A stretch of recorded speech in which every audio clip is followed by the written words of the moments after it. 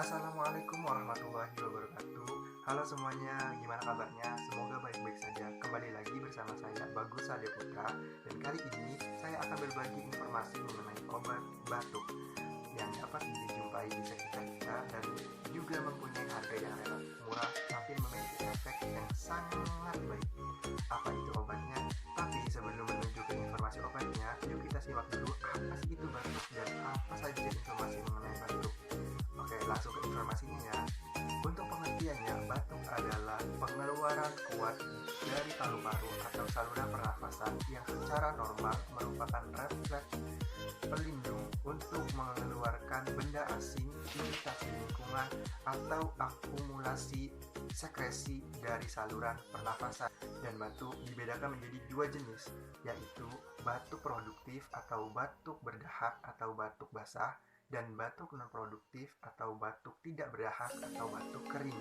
Batuk juga kadang merupakan sebuah gejala yang menonjol dari infeksi saluran pernafasan seperti pilek, influenza, bronkitis, faringitis, dan pneumonia.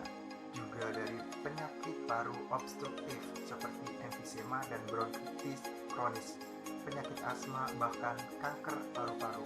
Oleh karena itu, batuk yang terus-menerus atau batuk yang berhubungan dengan nyeri dada, demam, penurunan berat badan, atau putung darah biruan atau berubah warna harus dievaluasi oleh dokter. Dan berikut ini beberapa obat yang dapat digunakan untuk mengobati batuk. Yang pertama, ada golongan obat yang berkhasiat sebagai antitusif. Antitusif menekan batuk dengan menekan pusat batuk di medula oblongata atau reseptor batuk di tenggorokan, trakea atau paru-paru. Antitusif digunakan untuk batuk non-produktif yang mengganggu istirahat dan tidur. Antitusif tidak dapat digunakan untuk menekan batuk produktif karena sekret perlu dikeluarkan. Meskipun antitusif terus digunakan dan beberapa orang melaporkan efek menguntungkan, beberapa penelitian menunjukkan bahwa obat batuk ini tidak lebih efektif daripada placebo pada anak-anak atau dewasa.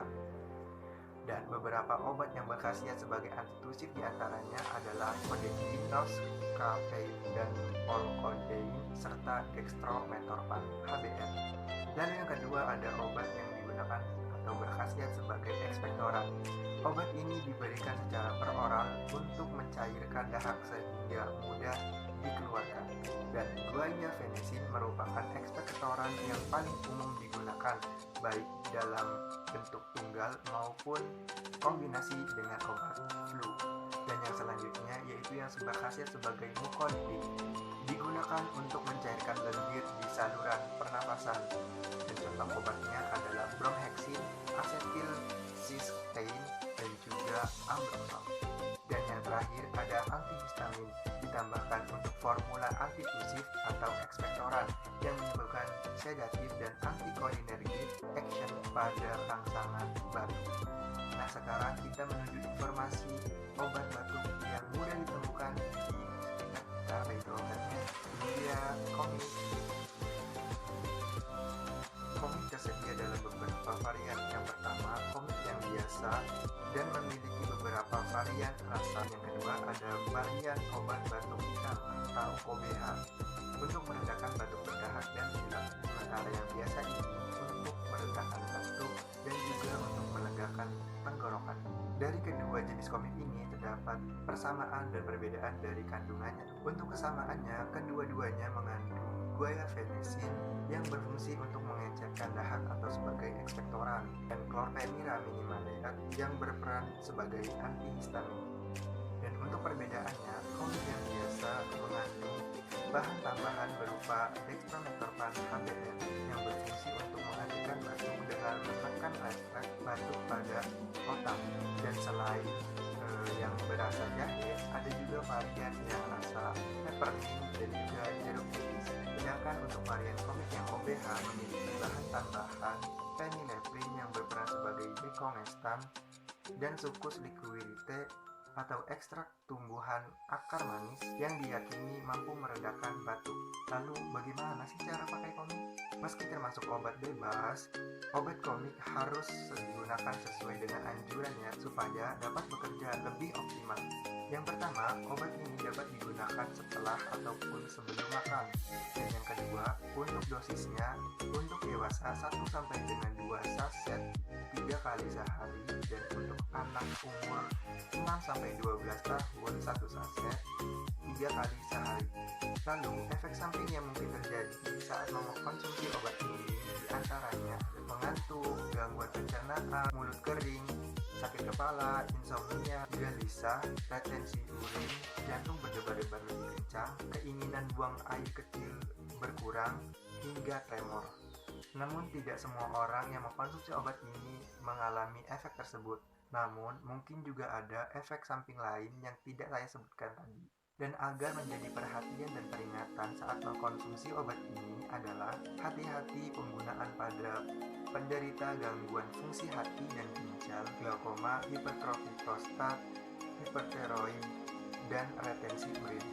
Tidak dianjurkan untuk penggunaan anak-anak di bawah usia 6 tahun, wanita hamil, menyusui, kecuali atas petunjuk dokter. Dan karena obat ini dapat menyebabkan kantuk, orang yang mengkonsumsi obat ini dilarang untuk mengendarai kendaraan bermotor atau menjalankan mesin. Dan untuk penyimpanannya, obat ini baiknya disimpan pada suhu ruangan berkisar antara 30 derajat Celcius sampai 32 derajat Celcius dan dihindarkan dari sinar matahari langsung dan kelembaban. Nah, itu dia teman-teman informasi mengenai obat komik yang dapat digunakan sebagai obat batuk yang juga mudah dijumpai di sekitar kita dan tentunya memiliki harga yang relatif murah. Gimana menurut teman-teman? Apakah informasinya bermanfaat?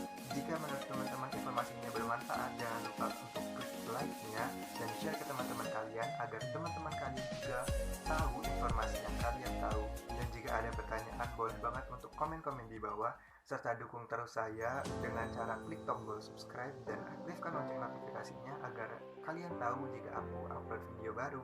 Masih sudah menonton sampai akhir video, dan mohon maaf jika banyak kesalahan ataupun kekurangan. Wassalamualaikum warahmatullahi wabarakatuh.